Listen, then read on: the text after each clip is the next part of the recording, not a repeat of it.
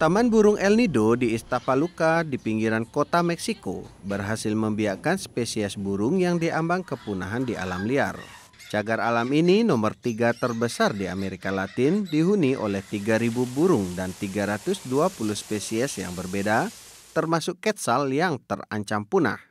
Berkat perintis program penelitian reproduksi, populasi quetzal bertambah 3 kali lipat dalam 25 tahun terakhir di Meksiko. Di cagar ini hidup 4 quetzal. Sebelumnya mereka terdapat di Panama sampai ke daerah Oaxaca di hutan tropik yang lembab. Tapi kerusakan habitat dan perburuan untuk bulunya mengurangi populasi burung ini. Taman burung ini adalah cagar pertama yang berhasil membiakkan quetzal di Penangkaran, tapi belum berhasil dengan elang harpi. Butuh waktu lebih dari 20 tahun untuk berhasil membiakkan quetzal. Papon adalah penghuni tetap.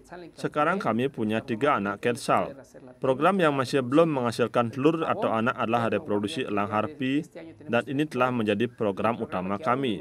Cagar ini adalah satu-satunya di dunia yang telah berhasil mereproduksi quetzal. Desember lalu, pejabat Meksiko mengklasifikasikan elang harpi sebagai hewan yang dilindungi. Ini mendorong peneliti di El Nido untuk mempercepat pengembalian hewan liar ini ke habitat aslinya.